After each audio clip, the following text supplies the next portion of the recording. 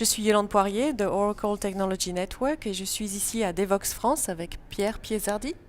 Oui, bonjour Bonjour. Yolande.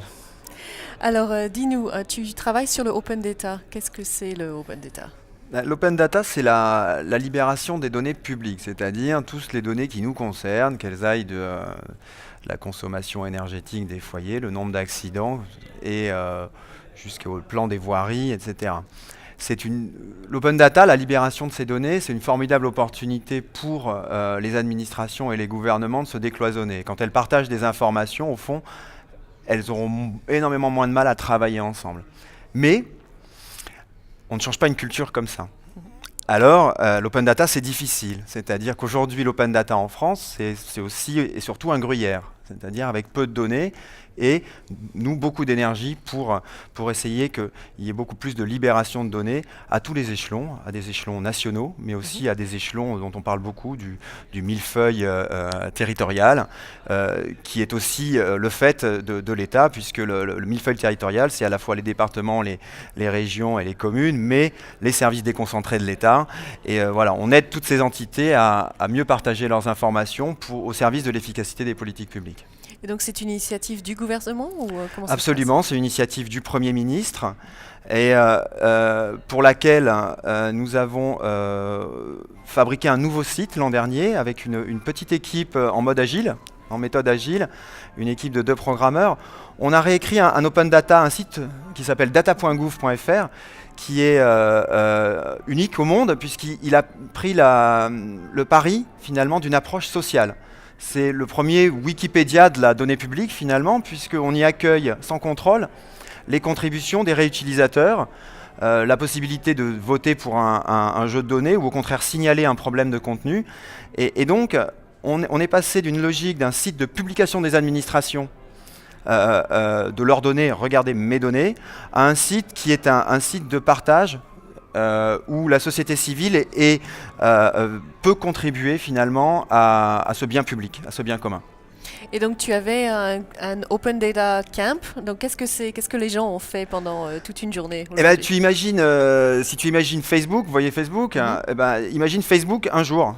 Donc tu mets tous tes amis dans une salle, et puis tu fais du Facebook.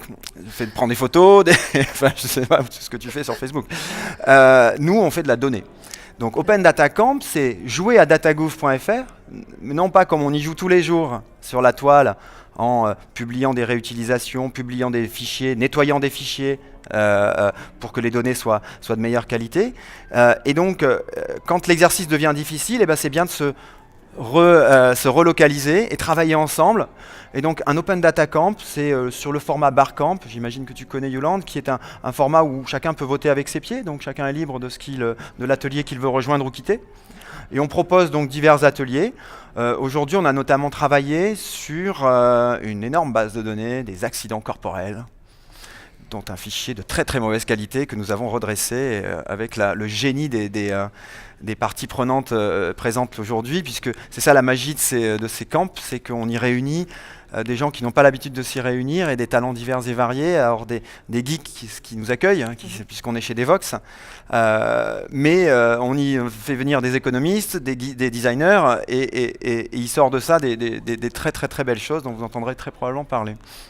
Et alors, si des développeurs qui ne sont pas à la conférence veulent participer, est-ce qu'ils ont une chance en fait de contribuer à cette initiative? Alors bien sûr, alors par contre ça sera pour l'an prochain, puisque la publication, l'Open Data Camp a eu lieu. On était une cinquantaine, c'était très très bien.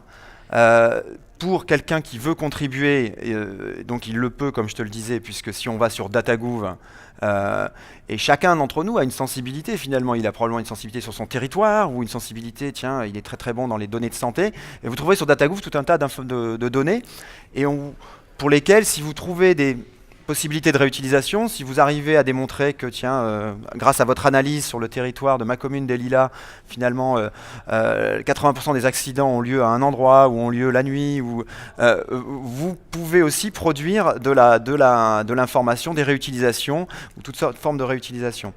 Donc forcément, Datagouv, c'est effectivement un lieu où il y a de la place pour les geeks, pour fabriquer pour fabriquer des choses avec la donnée. Et c'est très riche d'enseignements, puisque notamment les informaticiens sont peu souvent liés finalement aux données concrètes. On les cloisonne souvent dans des données comme des programmeurs exclusivement, et ils n'appréhendent rarement la difficulté du travail réel avec la donnée, sa donnée et ses imperfections notamment. Et c'est facile de travailler avec des données qui sont 100% justes, et ça nécessite des techniques extrêmement différentes de travailler avec une donnée qui est de très mauvaise qualité, puisqu'il faut la redresser, il faut prendre des approximations, etc. Donc c'est très riche d'enseignements pour un informaticien que de contribuer sur DataGo. Merci beaucoup de nous parler de DataCamp. Merci Yolande, merci beaucoup, au revoir. Au revoir.